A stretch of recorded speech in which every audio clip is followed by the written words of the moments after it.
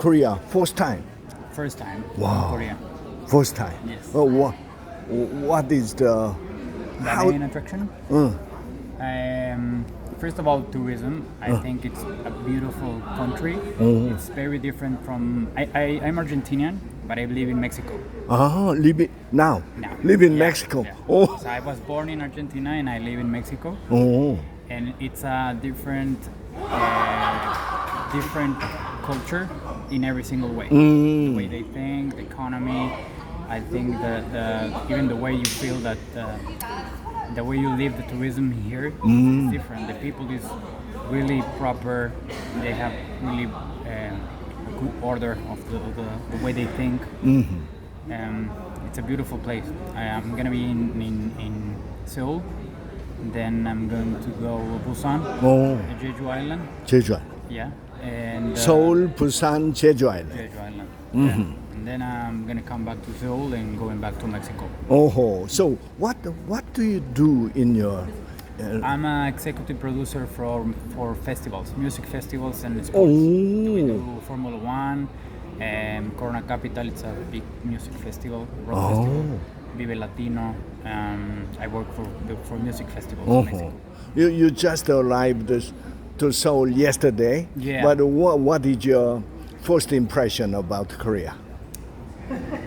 Right now it's really warm. It's so hot. It's so hot and sweating. Yeah. So, but rather than that, it's an amazing and huge place.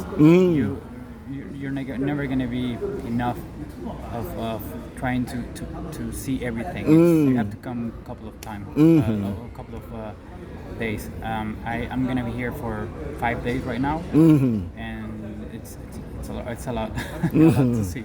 Yeah. It's So really nice.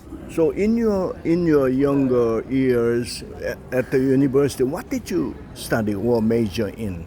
I study audio. I'm an audio engineer, but my work it's in production, executive production of shows. I never work as audio engineer because with the time I start working in the business of show business, and you realize you like some things of this, some things of that.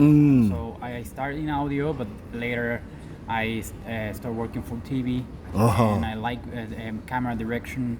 I like to be a camera operator. I like the sponsorship business. So and then rather than that, I work as lighting illumination in theaters. Then with the time, I start realizing that production you need to know some of each area, and not just technical. You need to work for administration, economics, sponsor. You have to know all of everything. Yeah. Once you have all those keys, then you can start designing your own shows, because you know how technical things work. You know how much they will spend, and then you can realize how much will be how much money would you need for your idea. So that's what we work for. So I think that you have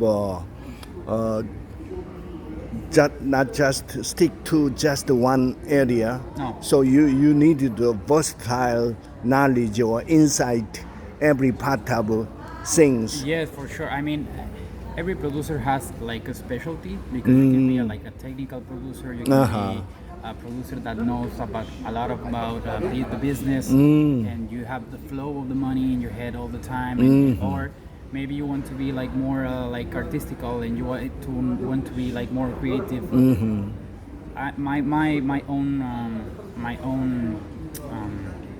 I don't know if to say my specialty, but it was when I was a kid. It was all about technical, and then with the time, I started growing up in like creative and business management. You know, so knowing technical, it's something that is gonna, like, for my own experience, my job, it's gonna help a lot. It's gonna help a lot. You will have a huge view of of the whole business, Sure, and then sure. it will help you to Sure. know and to take a good decision. Yeah, as a business consultant, I had worked for in my younger years for mutual fund company, Oh. but finance company, but it's good for the career, it's good for your pay, but it's not everything. Yeah. It's just one part of it. Yeah, with the time you will realize you need Yeah, to know yeah. about as much as you can. Yeah, that's the reason why we would like to expand the horizon, many different parts of the world. That's the creativity. Yeah, and the good thing is that you have in production, in show production or show business, you have the ability to work with people around the world. I mean, you're touring, you Sure. will meet people from England, France, Mexico, sure. Canada, Brazil. And that's amazing because you will always learn something about Sure. that business is growing Sure. in that special Sure. country. You know? And that's amazing. It is the first time for me to interview the foreign tourists here or any other place, but it is the first time for people from Argentina living in Mexico, and also the first producer for my audience. And you sound very creative. Well, I have 24 years working. I started when I was young, 14 years old. Oh, So I Oh.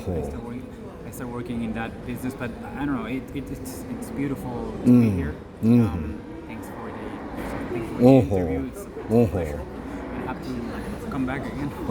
In your idea, what is the usually our Korean people by tradition work hard and work hard, but when it comes to creativity, we have many things to study more. In your case, how did you study, or how do you deal with everything to expand the creativity? How do you? Well, I think creativity is it's a type of people because you need you need time. You need time to know first of all what do you want. The other thing is what the client want. And you need to make a mashup of in between what you think they will like and what you can sell. Customer Because- value. Yeah, because it could be really creative, but maybe no one is gonna buy it. Or you don't have the money, or your client doesn't have the money. So I think we have a way to think like a fiction design. That it's why it will be like the greatest idea, what the client wants, and what's in the middle. So that's your middle point. From there on, well, you got the money, and then in marketing, you need to know that it's something that, or maybe in Latin America, where we work very, very fast, even in the world, but in Latin America, because they will always want it for tomorrow.